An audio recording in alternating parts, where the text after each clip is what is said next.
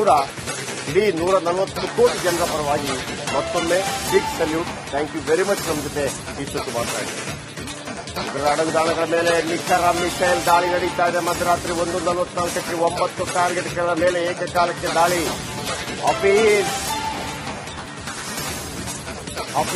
Piece piece, ಜೈ ಹಿಂದ್ ಜೈ ಹಿಂದ್ ಅಂತ tweet ಮಾಡ್ತಾರೆ ನಮ್ಮ ರಕ್ಷಣಾ ಸಚಿವ ರಾಜನಾಥ್ ಸಿಂಗ್. ಆಪರೇಷನ್ ಸಿಂಧೂರ, ಯಾರ ಸಿಂಧೂರವನ್ನು ಅಳಿಸಿದ್ರೋ ಅದೇ ಹೆಸರಲ್ಲಿ ನಿಮ್ಮ ಮೇಲೆ ಅಟ್ಯಾಕ್. 1:51ಕ್ಕೆ ಆಪರೇಷನ್ ಸಿಂಧೂರ್ ಬಗ್ಗೆ ಸೇನೆ ಟ್ವೀಟ್ ಮಾಡುತ್ತೆ, ಜೈ ಹಿಂದ್ ಅಂತ ಟ್ವೀಟ್ ಮಾಡುತ್ತೆ ಭಾರತೀಯ ಸೇನಾಪಡೆ. ಆಪರೇಷನ್ ಸಿಂಧೂರ್ ನಡೆದಿದ್ದು ಹೇಗೆ ಅನ್ನೋದ್ರ ಬಗ್ಗೆ ಡೀಟೇಲ್ ಕೊಡ್ತಾ ಇದೀವಿ.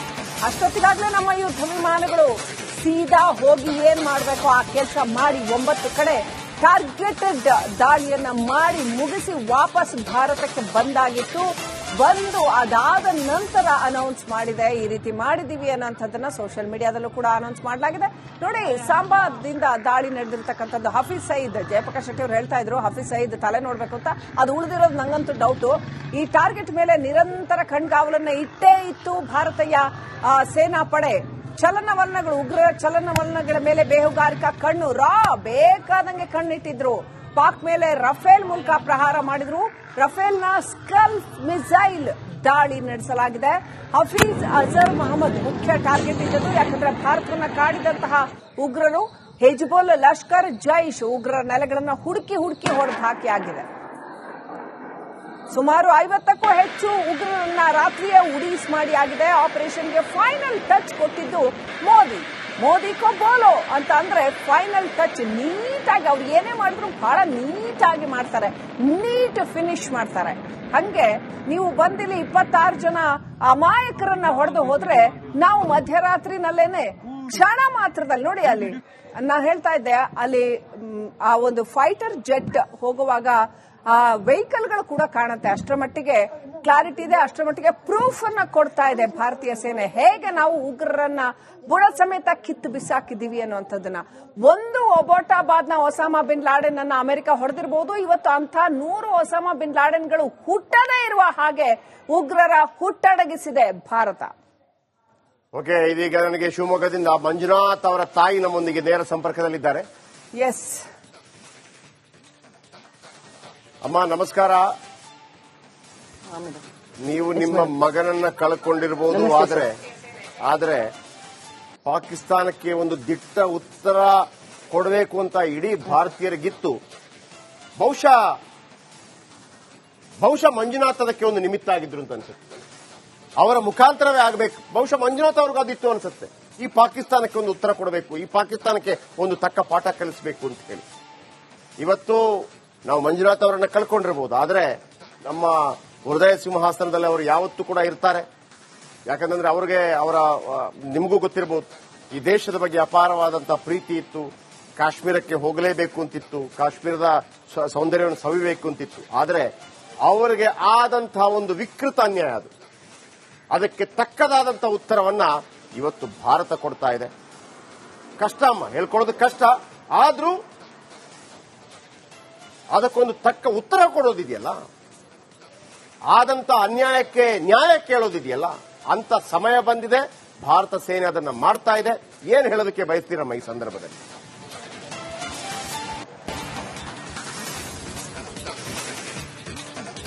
ಏನಿಲ್ಲ, ಅವನ ಬಲಿದಾನ ವ್ಯರ್ಥ ಆಗಲ್ಲ ಅಂತ ನಾನು ಮೋದಿ ಮೇಲೆ ನಮ್ಗೆ ನಂಬಿಕೆ ಇದೆ. ಒಂದು ಕುಟುಂಬದ ಯಜಮಾನ ಯಾವ ರೀತಿ ನಿರ್ಧಾರ ತಗೋತಾನೆ ಆ ತರ ಅವ್ರು ತಗೊಂಡಿದ್ದಾರೆ, ಅದನ್ನ ನಾವು ಬೆಂಬಲಿಸ್ತೀವಿ ಅಷ್ಟೇ. ಸೊ ಅಮ್ಮ, ಪಲ್ಲವಿ ಅವ್ರಿಗೆ ಹೇಳಿದ್ರಂತೆ ಆ ಉಗ್ರ ಹೊಡೆದಾಗ ಜಾಕೆ ಮೋದಿಕೋ ಬೋಲೋ ಅಂತ. ಪಲ್ಲವಿ ಅವ್ರು ಹೇಳಿದ್ರು ಅದನ್ನ, ಮೋದಿಗೆ ಹೇಳಾಯ್ತು. ಖಂಡಿತವಾಗ್ಲೂ ಮೋದಿ ಆ ಮಾತನ್ನ ಕೇಳಿಸ್ಕೊಂಡಿದ್ದಾರೆ. ಅಷ್ಟೇ ಅಲ್ಲ, ತಿರುಗಿ ಹೆಂಗ್ ಕೊಡ್ಬೇಕೋ ಹಂಗ್ ಕೊಡ್ತಾ ಇದ್ದಾರೆ. ಏನ್ ಹೇಳೋಕ್ ಬಯಸ್ತೀರಿ?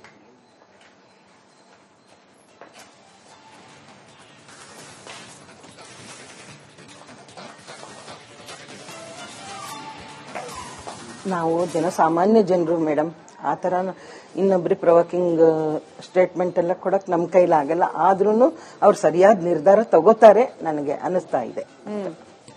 ಅದನ್ನೇ ನಾವು ಹೇಳ್ತಾ ಇದ್ದಿದ್ದು. ಅಮಾಯಕ ಜನಗಳನ್ನ, ಅಮಾಯಕರನ್ನ, ಸಾಮಾನ್ಯ ಜನರು, ಪಾಪ ಮಂಜುನಾಥ್ ಅವ್ರು ಯಾರಿಗೆ ಏನ್ ಮಾಡಿದ್ರು? ಹೌದು, ಇಂತ ನೂರಾರು ಜನ ಪಾಪ ಅಲ್ಲಿ ಬಂದಿರೋರು ಎಲ್ರು ಸುಮ್ನೆ ಎಲ್ರಿಗೂ ಒಳ್ಳೇದಾಗ್ಲಿ ಒಂದು ಖುಷಿ ಪಡಕ್ ಹೋಗಿದ್ರು. ಅವ್ರು ಬೇರೆಯವ್ರಿಗೆ ಏನ್ ಮಾಡಿದ್ರು? ಅಂತ ಮುಗ್ಧ ಜೀವಗಳಿಗೆ ಹಣೆಗುಂಡಿಟ್ಟು ಹೊಡಿತಾರೆ.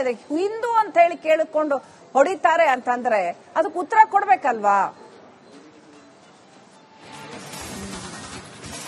ಹೌದು, ಅದೇನು ನಿಜ. ಜನಸಾಮಾನ್ಯರಿಗೆ ಈ ರೀತಿ ಕೈಯಲ್ಲಿ ಏನೂ ಇಲ್ಲ, ನಿರಾಯುಧರಾಗಿರುವಾಗ ಹೊಡೆಯೋ ಹೇಡಿಗಳ ತರ ಹೊಡೆದು ಹಾಕಿದ್ರಲ್ಲ ಅವ್ರನ್ನ, ಹೇಡಿಗಳು. ಅವ್ರು ಯಾರಾದ್ರೂ ಸೈನಿಕರ ಮೇಲೆ ಅವ್ರ ಹತ್ರ ವೆಪನ್ಸ್ ಇತ್ತು, ಅವ್ರ ಹತ್ರ ಮಾಡ್ಬೋದಿತ್ತು. ನಮ್ಮ ಹತ್ರ ಯಾಕೆ? ನಮ್ಮ ಹತ್ರ ಏನೂ ಇರ್ಲಿಲ್ಲ. ಯಾಕೆ? ನಾವು ಸುಮ್ಮನೆ ಸಂತೋಷ ಪಡಕ್ ಹೋದ ಜನರು ಅಷ್ಟೇ. ಇವನ್ನೆಲ್ಲ ನೋಡ್ಕೊಂಡು ನಮ್ಮ ದೇಶ ಹೆಂಗಿದೆ ನೋಡ್ಕೊಳಕ್ ಹೋದವರು. ಅವ್ರ ಮೇಲೆ ಸುಮ್ಮನೆ ನಿರಾಯುಧರ ಮೇಲೆ ಅವ್ರು ಪ್ರಹಾರ ಮಾಡಿದ್ರು. ಅವರಿಗೆ ತಕ್ಕ ಶಿಕ್ಷೆ ಆಗುತ್ತೆ, ಮೋದಿಯವ್ರು ಕೊಡ್ತಾರೆ ನಾನು ಅನ್ಕೊಂಡಿದ್ದೀನಿ ಅಷ್ಟೇ. ಓಕೆ, ತಕ್ಕ ಶಿಕ್ಷೆ ಆಗತ್ತೆ ಅಂತ ಅಮ್ಮನಿಗೆ ನಂಬಿಕೆ ಇದೆ, ಗಟ್ಟಿಯಾದ ನಂಬಿಕೆ ಇದೆ ಅವ್ರಿಗೆ ತಕ್ಕ ಶಿಕ್ಷೆ ಆಗತ್ತೆ ಅಂತ ಅನ್ಕೊಂಡಿದ್ದೀನಿ. ಆಮೇಲೆ ಅದಕ್ಕೆ ತಕ್ಕ ಪ್ರತೀಕಾರ ಆಗಬೇಕು ಅಂತ ಹೇಳಿ ಕೇವಲ ನೀವು ಮಾತ್ರ ಅಲ್ಲಮ್ಮ, ನಾವೆಲ್ಲರೂ ಕೂಡ ಅದನ್ನ ಬಯಸ್ತಾ ಇದ್ದೀವಿ. ಮಂಜುನಾಥ್ ಅವರ ಸಾವಿಗೆ ನ್ಯಾಯ ಸಿಗಬೇಕು. ಅದು ಕೂಡ ಒಂದು ಶತ್ರು ರಾಷ್ಟ್ರಗಳು ಮಾಡ್ತಾ ಇರುವಂತ ಕುತಂತ್ರ ಇದೆಯಲ್ಲ, ಆ ಮೂಲಕ. ಯಾಕಂದ್ರೆ ಪಾಕಿಸ್ತಾನದ ಹೆಡೆಮುರಿ ಕಟ್ಟಲಾಯಿತು. ಮುಂದಿನ ಒಂದು 100 ವರ್ಷ ಕಳೆದ ನಂತರ ಕೂಡ ಯಾವಾಗಂತೆ ಮಂಜುನಾಥ್ ಅಂತೇಳಿ ಶಿವಮೊಗ್ಗದವರು ಇದ್ರಂತೆ, ಒಬ್ರು ಕನ್ನಡದವರು, ಅವರನ್ನು ಈ ತರ ಮಾಡಿದ್ರಂತೆ. ಆಗ ಹೊಡಿತಂತೆ ನೋಡ್ರಿ ಭಾರತ ಉತ್ತರ ಕೊಡ್ತಂತೆ. ಆಮೇಲೆ ಈ ಕುನ್ನಿಗಳ ಸದ್ದಡಗಿ ಬಿಡ್ತು. ಆಮೇಲೆ ನಕಾಶೆಯಿಂದ ಅದು ಹೊರಟೋಗ್ಬಿಡ್ತು ಅನ್ನುವಂತ ಸುದ್ದಿ ಖಂಡಿತವಾಗ್ಲೂ ಬರುತ್ತೆ. ಧನ್ಯವಾದಗಳಮ್ಮ ನಮ್ಮ ಜೊತೆ ಮಾತನಾಡಿದಕ್ಕಾಗಿ. ಓಕೆ, ಇವತ್ತು ಬೆಳಗ್ಗೆ 1:45 ಎಲ್ಲವೂ ಆದ ನಂತರ ಸೇನೆ ಜೈ ಹಿಂದ್ ಅಂತ ಹಾಕತ್ತೆ. ಜೈ ಹಿಂದ್ ಅಂತಂದ್ರೆ ಆಗಿದೆ ಕೆಲಸ ಅಂತ, ಸಕ್ಸಸ್ಫುಲಿ ಡನ್. ಹೌದು, ಅಂದ್ರೆ ಜೈ ಹಿಂದ್ ಅಂತ ಹಾಕಿದ ನಂತರ, ಓಂ ಅಂತ ಹಾಕಿದ ನಂತರ ಮತ್ತೆ ಹೋಗಿ ಏನು ಅಲ್ಲ, ಎಲ್ಲ ಆಗಿ ಬಂದ ನಂತರ ಆಗಿದೆ. ಇನ್ನು ಬೇಕಿದ್ರೆ ನೋಡ್ಕೊಳ್ಳಿ, ರೆಕಾರ್ಡ್ಗೆ ಬೇಕಿದ್ರೆ ರೆಕಾರ್ಡ್, ಅದೇ ಬೇಕಿರೋಂತ ಅವರೇ ಮಾಡ್ಕೊಂಡು ಬಂದಿದ್ದಾರೆ. ಅದಕ್ಕೆ ಬೇಕಿರುವಂತ ಎಲ್ಲ ರೆಕಾರ್ಡ್ ವಿಚಾರಗಳು. ಯಾಕಂದ್ರೆ ನಮ್ಮಂತವ್ರು ನಮ್ಮಲ್ಲಿ ಪಾಕಿಸ್ತಾನ ಒಪ್ಕೊಂಡ್ರು ಕೂಡ ನಮ್ಮಲ್ಲಿ ಕೆಲವು ಭಾರತೀಯರು ಒಪ್ಕೊಳ್ಳೋದಿಲ್ಲ, ಅಟ್ಯಾಕ್ ಮಾಡಿದ್ದೀರಿ ಅಂತೇಳಿ. ಸೊ ಹಾಗಾಗಿ ಈ ಬಾರಿ, ಕಳೆದ ಬಾರಿ ಏನೆಲ್ಲ ತಪ್ಪುಗಳಾಗಿತ್ತು ಅದಕ್ಕೆ ಬೇಕಿರುವಂತ ಎಲ್ಲ ವ್ಯವಸ್ಥೆಗಳನ್ನ ಮಾಡಿಕೊಂಡೆ ವಿತ್ ಪ್ರೂಫ್ ತಗೊಂಡ್ಬಂದಿದ್ದಾರೆ. ನಾವು ಹೇಳ್ತಿರೋದು ಯಾರನ್ನ ಅವಹೇಳನ ಮತ್ತೊಂದು ಮಾಡೋದಲ್ಲ. ಭಾರತದ ಅಖಂಡತೆ ಪ್ರಶ್ನೆ ಬಂದಾಗ ನಾವೆಲ್ಲರೂ ಒಂದಾಗಿರಬೇಕು ಅನ್ನುವಂಥದ್ದು ನನ್ಗನ್ಸೋದು. ಜಯಪ್ರಕಾಶ್ ಶೆಟ್ಟಿ ಅವರ ಈ ಕ್ಷಣ ನನ್ಗನ್ಸೋದು, ನಾನು ನೀವು ಹೀಗೆ ಬಹಳ ಬೆಳಗ್ಗೆ ಬೇಗ ಬಂದು ನಿಂತಿದ್ದೀವಿ, ಆದ್ರೆ ರಫೇಲ್ ನಲ್ಲಿ ಮಧ್ಯರಾತ್ರಿ 1:45 ಕೂತ್ಕೊಂಡು ಹೋಗಿ ಸುಯಿ ಅಂತ ಅಲ್ಲಿ ಅಟ್ಯಾಕ್ ಮಾಡಿ ಏನ್ ಟಾರ್ಗೆಟೆಡ್ ಪ್ರಿಸೈಸ್ ಟಾರ್ಗೆಟ್ ಇದೆಯೋ ಅದನ್ನ ಮಾಡಿಬಿಟ್ಟು ವಾಪಸ್ ಬಂದಿರೋ ಆ ನಮ್ಮ ಪೈಲಟ್ಗಳು, ಆ ನಮ್ಮ ಸೈನಿಕರು, ಆ ನಮ್ಮ ನೌಕಾಪಡೆಯ, ವಾಯುಪಡೆಯ, ಆಮೇಲೆ ಭೂಸೇನೆಯ ಸೈನಿಕರಿದ್ದಾರಲ್ಲ, ಪ್ರಿಸೈಸ್ ಅಟ್ಯಾಕ್ ಮಾಡುವಂತವ್ರು, ಫ್ರಂಟ್ ಲೈನ್ ಅಲ್ಲಿ ಲೀಡ್ ಮಾಡುವಂತವ್ರು, ಅವ್ರಿಗೆ ಹೇಗನ್ನಿಸ್ತಾ ಇರ್ಬೋದು ಅಂತ. ಈ 1947 ಆಗಸ್ಟ್ 15ನೇ ತಾರೀಕು ನಮಗೆ ಸ್ವಾತಂತ್ರ್ಯ ಬಂದಾಗ ನೆಹರು ಒಂದು ಮಾತನ್ನು ಹೇಳಿದ್ರಂತೆ, ಇಡೀ ಜಗತ್ತು